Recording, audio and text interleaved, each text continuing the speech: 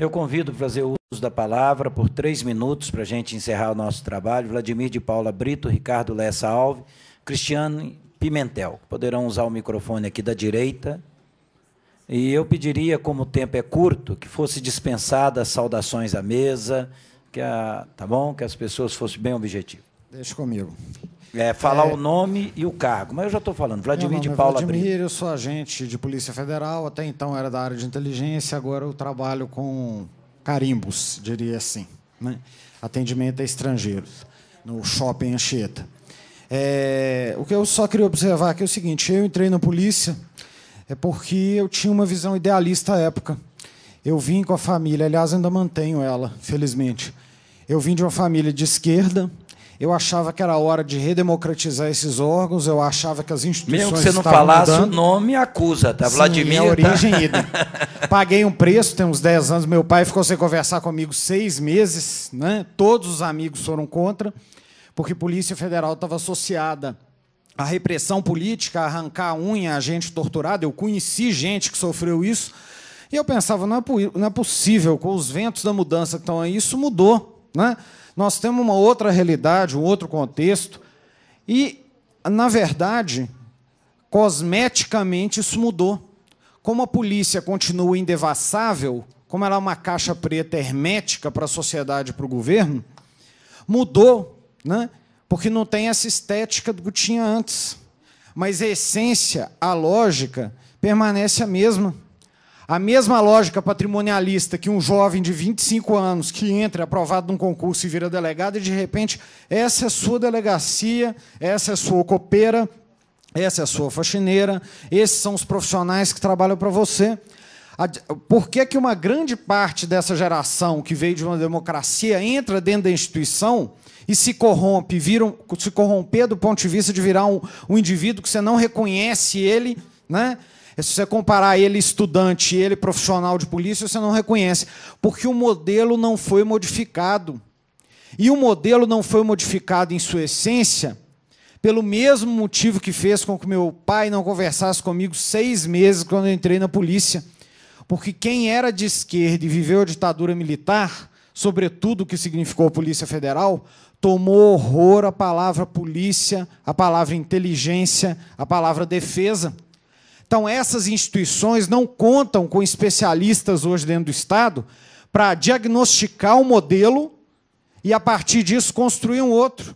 Vamos pegar o exemplo da revolução que a gente tem hoje na educação. Pega o que são as universidades federais, independente de concordar ou discordar, há 10 anos atrás, e o modelo de entrada na universidade hoje. Isso é feito por quem entende o que está fazendo, por quem já deu aula, por quem sabe o que é a universidade pública. Dentro da polícia, o ministro da Justiça, infelizmente, é um refém de um representante formal de um modelo em que ele não entra para dentro da caixa. E aí eu pergunto, por exemplo, essa greve, que até então, no início dela, era apoiada por vários setores, onde é que, sim, por que toda essa ferocidade? Por que toda essa perseguição? Por quê? Porque nós vamos discutir modelo. Enquanto era greve, se ocorresse manifestação em aeroporto, panfletagem, nenhum problema. E reivindicar só salário? Sem dúvida alguma, ótimo, tranquilo, acordo total. A partir do momento que nós começamos a pedir, e a gente pediria essa casa para pedir essas instituições, percentual de inquéritos que são usados pelo Ministério Público de cada ano, que o sistema pode fazer isso em 5 minutos. Nem estou dizendo, né, como já foi colocado aqui, qual o percentual que, de fato, é aproveitado pelo Ministério Público, que é bem instruído, mas qual o percentual que é usado. Vamos cobrar auditoria nesses grandes projetos, só para fazer um preâmbulo rápido, o Vante. Apresentaram para o governo em Foz do Iguaçu, que se você subir num banquinho, você vê gente passando com contrabando. Eu trabalhei 5 anos na Amazônia. Eu quero ver você cobrir aquela área e depois dizer o seguinte: tem um barco suspeito passando no afluente, certo, dos Solimões. Qual equipe de terra da Polícia Federal vai chegar lá? De que modo? Com que comunicação que não existe? E o governo, a nossa própria presidente, quem eu votei e votaria de novo, independente de qualquer discussão aqui sobre segurança, ela assumiu essa discussão na eleição passada, ela reivindicou isso no programa de televisão, e é uma pessoa que entende de gestão. Ou seja, vê-se logo que não saltamos os muros para entrar dentro dessas instituições. Então, só para concluir, o que eu queria chamar essa casa aqui é para cobrar do próprio governo, né, essa interlocução, para ele se apropriar do que é o Estado, até que, por fim, para dizer o seguinte: alguém acha que uma instituição dessa está preparada para uma democracia, para alternância de poder, para servir o Estado e a sociedade, né, e não determinados atores conforme o contexto? Então é isso. Gostaria de estar fazendo e agradeço muito a oportunidade aqui. Muito obrigado. Obrigado, companheiro. Boa contribuição. Ricardo Lessa Alves.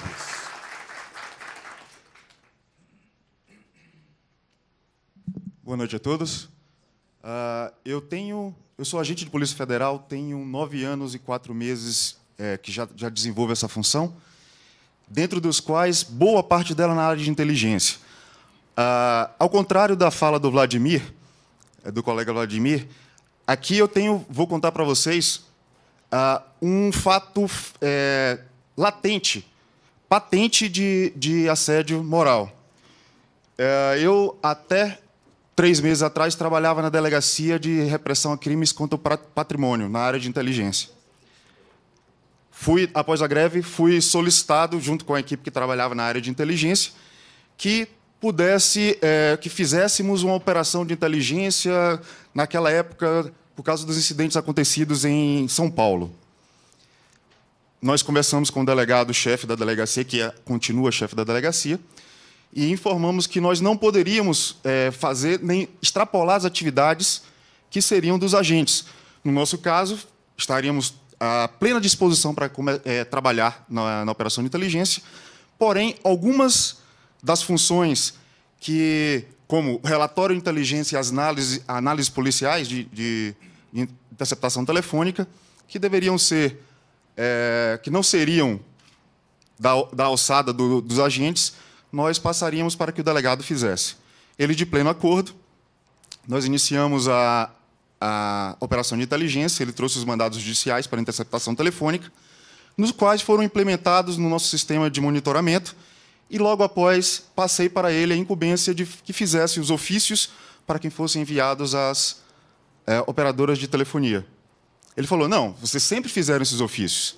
Eu disse: mas de acordo com o manual de redação da Presidência da República, quem deve fazer os ofícios são os signatários dos ofícios.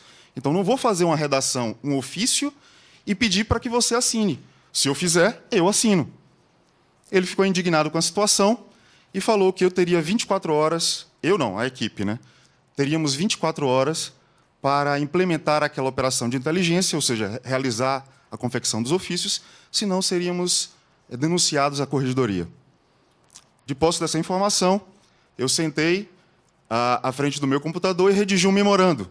Esse memorando citava todos os normativos, uma representação feita à COGER, pela própria COGER, Corregedoria Geral da Polícia Federal, pela própria Superintendência de Minas Gerais, na qual ela deixava bem claro que quem deve fazer ofícios, memorandos e demais comunicações para órgãos ou entidades externas deveriam ser os delegados.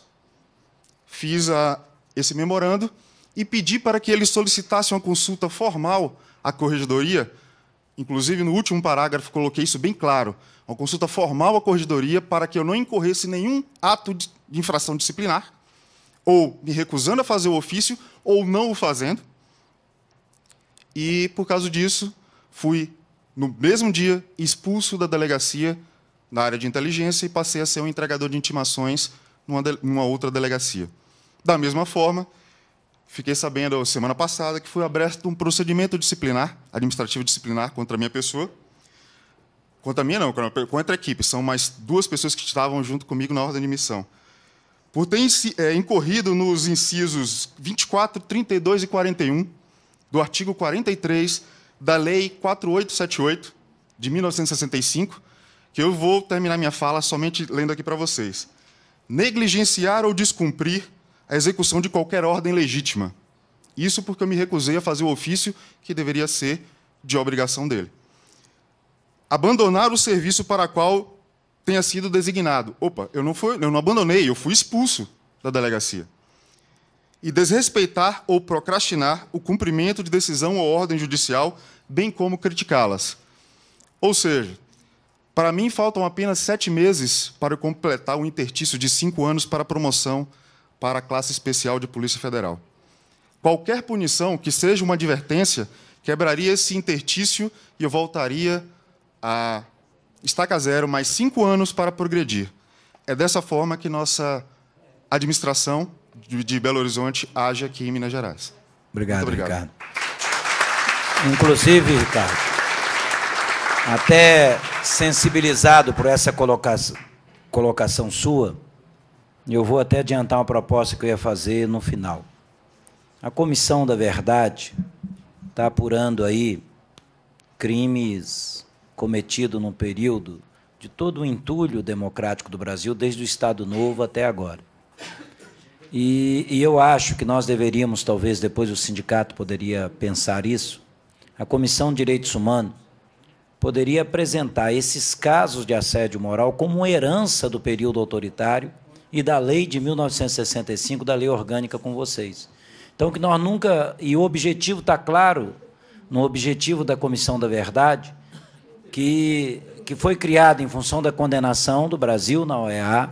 Nós participamos daquela mobilização. Aqui nós trouxemos dois juízes da Corte Interamericana de Direitos Humanos aqui para discutir essa questão, aqui na comissão, e a gente apresentar que esse entulho, porque lá diz claramente nos objetivos da comissão, que é uma reconciliação do Brasil com a democracia, e dizendo que coisas como essa que acontece em Minas impedem que isso aconteça, e que a gente solicite a Comissão da Verdade, nesse documento que a gente poderia, o sindicato poderia assinar junto com a comissão aqui, que a gente solicite que seja feita uma audiência pública sobre o caso de Minas Gerais para mostrar a herança dessa ideologia autoritária. É uma coisa meio ainda nova, mas que eu estou pensando, da gente tentar elaborar e mostrar a necessidade que a Comissão da Verdade indique ao final dela, que ela vai indicar várias questões. Mudança na lei orgânica de vocês, indique, por exemplo, que casos como o de Minas Gerais sejam apurados dentro dessa visão, dessa herança autoritária, porque senão a gente não vai reconciliar nunca o Brasil com a democracia, que é um dos objetivos da Comissão da Verdade. Não é punir, tá? A comissão tem o objetivo de fazer essa reconciliação. Então, eu acho que, como, por exemplo, aconteceu toda a legislação do apartheid na Comissão da Verdade na África do Sul, ela foi revista e extirpada. A comissão discutiu um capítulo sobre legislação, normas que haviam e que reforçava a visão do apartheid sul-africano. Então, a gente tentar, isso eu não vi isso no Brasil em lugar nenhum, mas a gente abrir e inovar nesse sentido, tá bom? Lógico. Cristiane Pimentel, por favor, a última inscrita. Boa noite a todos. Meu nome é Cristiane, eu sou escrivã.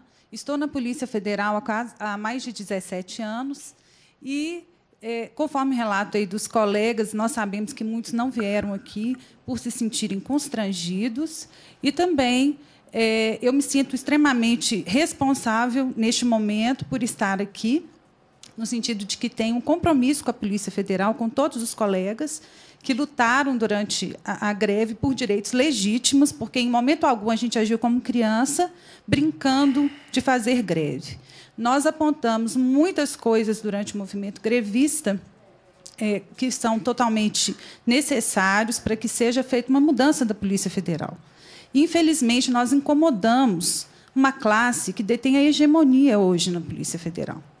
E esses mesmos colegas nossos, usando e abusando das funções que detêm, do breve poder que assumem nos cargos como chefes, coordenadores e outros, aproveitam disso para desmerecer o trabalho que nós efetuamos dentro da Polícia Federal.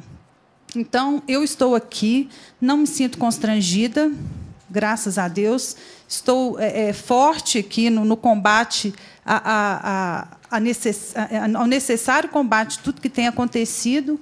Narro que tenho sido, me sinto perseguido, vamos colocar dessa forma, peço desculpas, o termo é forte, mas eu não tenho outro para narrar. Eu fiz um documento ao superintendente regional, depois que eu não era mais compatível para exercer a função de escrivã do chefe da delegacia de crimes que investiga casos especiais e sigilosos. Então, eu fui afastada da delegacia através de uma comunicação breve, através de e-mail institucional, sem qualquer justificativa, para outro prédio. Eu saí do ambiente da SR, que é na Nascimento Gurgel, e fui trabalhar em outro setor, na Avenida Prudente de Moraes. Então, diante de tudo isso, eu queria esclarecer que fiz um documento para o superintendente regional, onde eu narrei os meus sentimentos em virtude de alguns fatos isolados que aconteceram na Delepate, onde atualmente estou lotada, e até hoje eu não tive resposta da administração. E eu sinto como se nós fôssemos tratados à revelia, como crianças que não temos o direito, que estamos brigando porque não conseguimos passar no concurso para delegado, ou algo similar. Eu sinto muito de estar aqui hoje, tendo que falar disso para todos os senhores, para os meus colegas. É triste que eu tenha que estar aqui para isso. Eu preferia estar aqui para defender os direitos da nossa sociedade, para ser uma polícia mais combativa, e que eu não estivesse me sentindo tão desmotivada, embora não deixe de cumprir o meu dever. Mas gostaria de narrar essa minha experiência. Eu sei que é pequena diante de tantas outras aí, de maior relevo, mas, de qualquer forma, fica aqui o meu registro, e espero que as autoridades competentes, principalmente o Ministério Público Federal, que não veio aqui hoje, eu fico triste com a ausência de um representante do Ministério Público Federal, que possam levar a sério esse nosso pleito. Eu sou mãe de família, tenho dupla jornada, estou aqui narrando perante todos os senhores algo que é extremamente frágil e que mostra a triste realidade do ambiente interno da Polícia Federal. Não vamos fechar os olhos, porque se a Polícia Federal não tiver servidores motivados para realizar o trabalho indispensável à sociedade, então quem vai sair ganhando são os corruptos. São aqueles que querem que a sociedade realmente subsista. Fica o meu registro e eu agradeço a todos. Cristiane, a nossa solidariedade, com toda certeza. Renato Deslandes, ex-presidente do sindicato. Boa noite.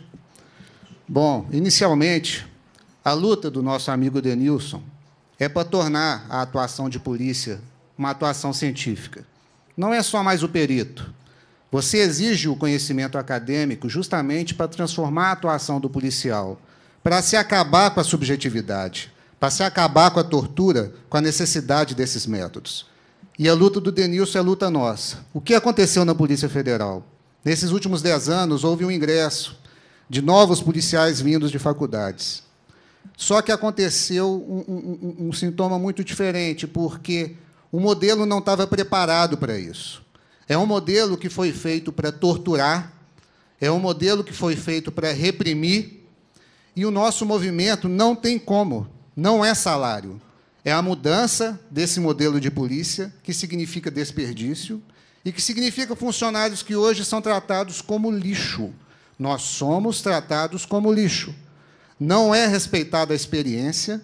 Hoje, os policiais estão adoecendo.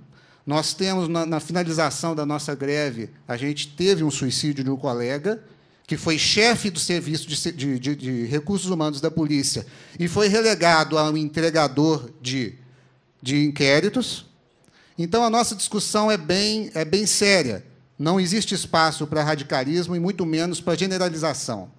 A gente respeita os outros cargos, mas a gente sente hoje que até peritos ou delegados são subaproveitados. Aquele que tenta seguir a linha de investigação mais séria se desaponta e vai para um plantão. Hoje nós temos peritos que têm salários ótimos, mas são um grande centro de problemas relacionados à saúde do trabalhador, certo?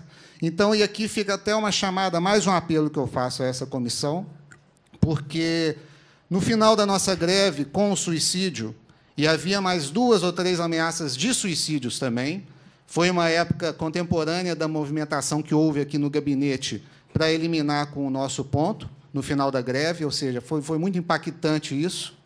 E foi feito um pedido de que uma assistente social viesse do Espírito Santo para começar um mapeamento em termos de saúde psíquica do trabalhador. Conversando com ela, ela ficou assustada. E é interessante, porque não somente entre os agentes, escrivães e papiloscopistas, mas também nos outros cargos, porque é impossível que um servidor se sinta bem numa casa como essa. E esse relatório, essa comissão tem que ter acesso, porque aqui a gente está tratando de vidas. De maneira alguma, a gente pode ver o inquérito policial como um garantidor de justiça, e é interessante que eu lembro da fala do nosso colega Denilson, desse outdoor que a gente vê atrás dos ônibus, onde fala que o delegado é o primeiro garantidor do direito. Nada contra, e aqui eu não faço nenhuma generalização, mas qualquer policial que já viu um depoimento sabe que não é isso que acontece e que a gente está diante de um instrumento, no mínimo, de tortura psicológica. Então, eu faço esse apelo, o que a gente quer é a modernização e respeito. Obrigado. Obrigado. Olha, fica aí essa sugestão final.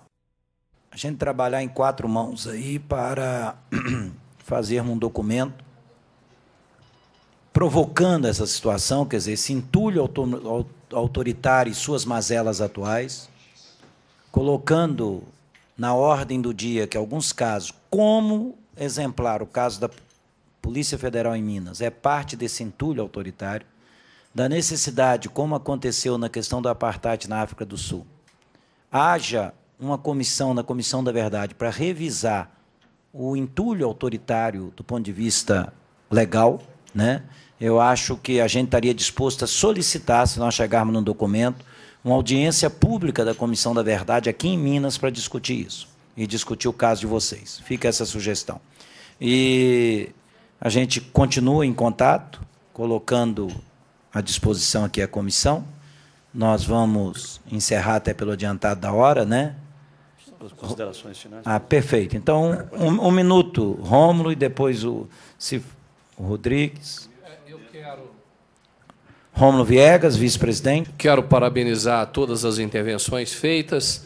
Eu peço desculpas porque eu não tenho o conhecimento jurídico que os meus 2 colegas possuem e também a referência, né? Quando se fala em direitos humanos aqui em Minas Gerais, já se pensa no deputado Val Ângelo. Quando se fala num parlamentar que defende a sua classe, né? A classe policial, já se fala no deputado Sargento Rodrigues. Mas, ouvindo os 3 últimos pronunciamentos, eu sou do meio universitário, sou da Universidade Federal de São Rondônia. Quando você faz o concurso e você passa, né, para a Polícia Federal, ela estava aqui, ela foi embora, ela era escrivã e agora está exercendo. Ah, está ali. Isso não é um desvio de função? Isso é permitido dentro da... você fez o concurso para escrivã e agora você não está exercendo essa função. E outra delegacia. Mas teve outros colegas ali, o desvio de função. O Vladimir, que era do combate ao policial. Isso é desvio de função. Não, num documento é denunciada essa questão até de desvio de função que é praticada em Minas Gerais, sabe, Rômulo? Lógico, tranquilo. Okay. Então, realmente, eu fiquei impressionado. Repito, eu não vou diminuir a imagem que eu tinha da Polícia Federal, porque acho que temos... Apesar disso, então, faz muita coisa. Você vai aumentar a imagem. Claro. Que mesmo com essas dificuldades todas e com tanta gente querendo atrapalhar, tem servido tão bem à sociedade, né? Então, eu quero dizer que podem contar conosco, né? Podem comparecer aqui quantas vezes necessárias forem e dizer que não podemos parar, né? Que essa audiência pública ela não pare, né, deputados? E que a gente vai estar empenhando aí dentro das nossas possibilidades. Eu acho que o caminho é Brasília, né, a Câmara Federal, e vamos estar juntos nisso. Mas obrigado. Pode ter certeza, o caminho é Brasília, mas continua sendo um porto seguro aqui a Comissão de Direitos Humanos. Nós vamos ser sempre uma pedra no sapato, tá? Ou sinal de contradição. Um minutinho, Rod, até porque o grande asilo, né, que é a Comissão de Direitos Humanos da Assembleia, é a última trincheira. E eu falo isso porque as experiências são longas aqui nessa casa, né? Das retaliações e das opressões. Presidente, eu quero apenas dizer que a gente não teve surpresa nas atrocidades aqui trazidas, porque a Polícia Federal lembra bem no seu intestino, aqui colocado por um dos colegas de forma muito, mas muito precisa, a estrutura que está lá dentro. E eu diria que ao companheiro Rodrigo o seguinte, que a palavra patrimonialismo é muito forte dentro da instituição. Até o próprio agente, o escrivão e o papilocopista, ele é tido como o meu agente, o meu escrivão. E isso é fruto desses requisitos. Infelizmente, com uma lei de 65, é um absurdo. Dizer, presidente, que os direitos e garantias fundamentais, o tratamento humilhante e degradante, continua valendo a Constituição da República. E ela não exclui polícia da sua aplicabilidade. Mas eu encerro aqui dizendo o seguinte: um grande jurista alemão, chamado Rudolf von Jhering, na sua obra A Luta pelo Direito, ele diz o seguinte: todos os direitos conquistados pela humanidade foram arrancados sobre aqueles que a eles se opunham. E é o que acontece com vocês na luta. Então, eles se opõem do mesmo jeito. Lembrança, mas é bom deixar claro que o direito só se afirma por uma luta ininterrupta por esse direito. Então, parabéns, continue na luta e contem conosco. Vamos só passar para 1 minuto para a saudação final do Rodrigo, em nome dos policiais e dos outros convidados. Representa todo mundo aí. 1 minuto, Rodrigo. Bom, mais uma vez eu queria agradecer ao espaço aqui. Eu acho que foi muito proveitoso. A gente conseguiu esclarecer realmente algumas coisas que estavam até escritas nesse relatório. E queria também agradecer a todos os companheiros aí que conseguiram até vencer esse nosso sentimento de, eu diria, um pouco de inferioridade que a gente fica sentindo pelas situações que estão acontecendo. A gente é tão acostumado a combater o crime. Tem colegas aqui que trocaram tiro. Estou vendo ali um amigo, Castro, ali, trocou tiro já, foi até alvejado, e a gente vindo aqui para lutar pelos nossos direitos, quando a gente tinha que estar realmente na rua lutando pelo direito da sociedade. E está sendo tolhido nisso daí. Tá? Eu estou sabendo agora, a DRCOR, de uma forma geral, parece que já 20 pessoas lá já foram procurar assistência psicológica, uma coisa que não é normal. Né? E, bom, é isso. A gente tem que realmente tratar os nossos policiais. Vamos Muito aqui obrigado. ter um contato permanente. Né? Eu só gostaria... nós vamos também o seguinte, nós vamos marcar, eu não tenho mais quórum aqui para votação, ou tenho, o Rodrigues dá quórum? Então nós vamos votar um requerimento de que nós vamos convidar todos da mesa para estarem presentes, inclusive o Ministério Público Estadual, uma ida nossa na Procuradoria-Geral da República para levarmos esse problema. Nós não vamos mandar os documentos para a Procuradoria-Geral aqui, notas taquigráficas, por correio, não. E os documentos nós vamos levar pessoalmente. A gente marca um dia, semana que vem, e eu vou pedir urgência aqui no setor de taquigrafia. Então, em votação, a ida da comissão e dos demais presentes aqui à mesa, na Procuradoria da República, para a gente levar essa questão. Em votação. Senhores deputados que o aprovam, permaneçam como se encontram, aprovado. E lembro, no final, que são nas noites escuras que as estrelas brilham mais forte. Então, a gente não pode desesperar jamais, tá? Acreditar que eu acho que é dessa noite escura que a gente vai ver a estrela indicando o caminho. Pelo menos aquela de 33 anos atrás, se atual não está indicando tanto, né? Cumprida a finalidade da reunião, a presidência agradece o comparecimento dos convidados, dos deputados, dos demais participantes, determina a lavratura da ata e encerra os trabalhos. Muito obrigado a todos e a todas.